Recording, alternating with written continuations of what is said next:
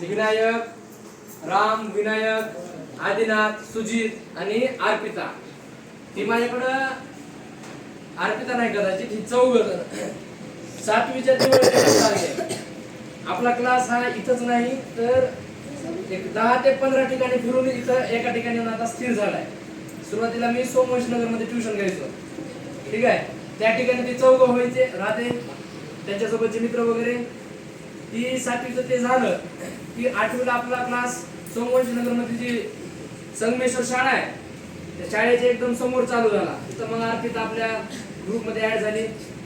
8वीचं पूर्ण वर्ष लेकर माझ्याकडेच होते. त्यानंतर 9वीला आल्यानंतर मग श्रद्धा, म्हणजे आमचा क्लास सुरू झाला. नवीन पूर्ण बॅनर, नवीन बोर्ड, नवीन सगळं काय. त्या ठिकाणी एकही विद्यार्थी नको. अथर्व आला.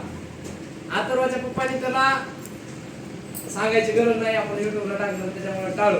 अथर्वाच्या पप्पाने त्याला आपल्याकडे ठेवलं, त्याला, त्याच्या बहिणीला आणि त्याचे 2 बारके भाऊ, म्हणजे सहकुटुंब मी दत्त घेतल्यासारखं झालं. 4 लेकरच होते माझ्याकडे. 4च लेकर येऊन बसायचे. 4 लेकराला शिकवायचो, त्याच्यामध्ये ऍड झाली. म्हणजे जेव्हा वर्गामध्ये एक पण मुलगी नको. कोणत्याच पॅरेंट्स आपल्याकडं सहसा माझ्यासारख्या कमी वयातल्या शिक्षकाकडे मुली पाठवत नाहीत शिकायला सहसा. त्या ठिकाणी एकही मुलगी वर्गात नव्हती. एक 5-6 पोरं होते. श्रद्धाचे वडील आले. त्या ठिकाणी सांगायचं म्हणजे मी आणि मोरे सर होतो गेल्या वर्षी. आम्ही दोघं पण झोपलो होतो क्लासमध्ये, का तर विद्यार्थीच नाही, ऍडमिशन नाही, काहीच नाही सर, आम्ही दोघंच फक्त. त्या ठिकाणी मग श्रद्धाचे वडील आले. त्यांनीच वाजवले, उठा सर. उठलो, हातपाय देऊन पुन्हा मध्ये जाऊन बसलो. मग त्यांनी आम्हाला श्रद्धाचं ऍडमिशन दिलं. आता आम्हाला टेन्शन काय, तिने एकटीसाठी बसते का नाही, तर पूर्ण वर्ष कटवायचं होतं ना. आणि आम्हाला एवढी गॅरंटी पण नव्हती की हिच्यासोबत आणखी कुणी येईल. फक्त हिनं एक आणि 3-4 मुलं झालेली होती. ती पण 4 मुलं म्हणजे हे 4 जण. विनायक, कारण ह्यांची गॅरंटी होती मला सोडत नाही. म्हणजे आपला क्लास जर चालवायचं जर झालं की माझी इतकी बसलो, त्याच्या मागं जर मेन श्रेय दुकानदारांना दुकान उघडायचं आणि दुकानात थांबायचं ही आमची जिम्मेदारी असते. पण जर गिराईक झालं नाही तर महिनाभरात बंदी करून जावं लागतं. मग ती गिराईक जी आहे म्हणजे आम्हाला थांबण्यासाठीची प्रोत्साहन आहे ती ह्या 4-5 जणांनी दिली. ती गॅरंटेड. अर्पिता आली आपल्याकडं, विनायक आला, आदिनाथ आला, राम आला आणि झालं हे, आणि अथर्व तर आपल्याकडंच होता. मग त्या ठिकाणी श्रद्धाचं ऍडमिशन झालं. श्रद्धा बसली. श्रद्धा सोबत मग श्रद्धानं नवीन मैत्रिणी हुडकल्या, जी की नवीन लातूरला आल्यात. तिला मी माहित होतं जुन्या मैत्रिणी काही जुन्या फिक्स जिथं तिथं ट्युशन फिक्स असते त्यांनी काही सोडत नाही. मग अस्मिता भेटली आम्हाला.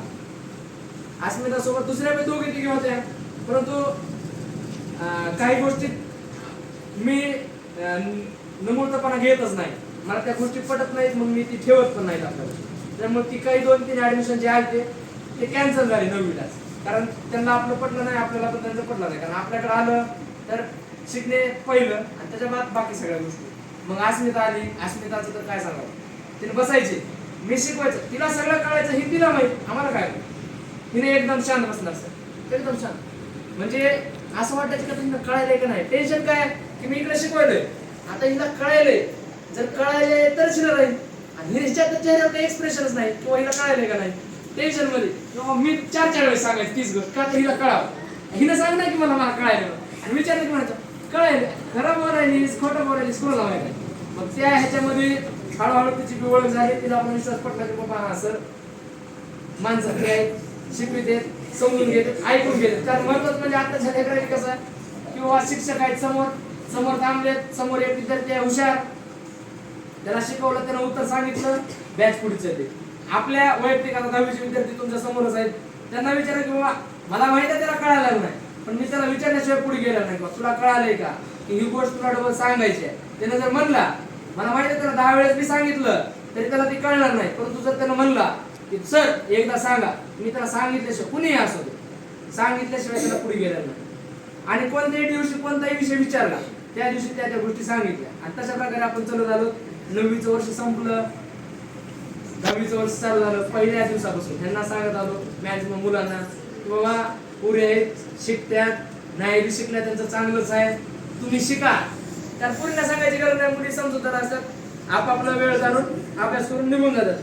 पोरांना सांगत राहिलो आज 10वीचं वर्ष शेवटचा दिवस आलाय, बघत तुम्हाला म्हणलं होतं वर्ष संपल्याला समजत नाही, ते आज वर्ष तुमचं संपलंय, बरोबर आहे का. झालं अशा प्रकारे आपला आज क्लास आला. आणि त्यांच्या निरोप समारंभाला तुम्ही एवढे सगळे जमलात त्याच्या मागचे मूळ कारण म्हणजे ही 3 नग.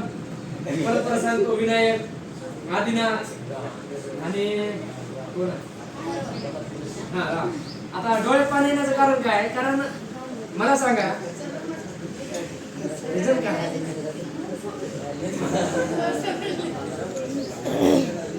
म्हणजे सगळ्यात आवडते विद्यार्थी. ठीक आहे.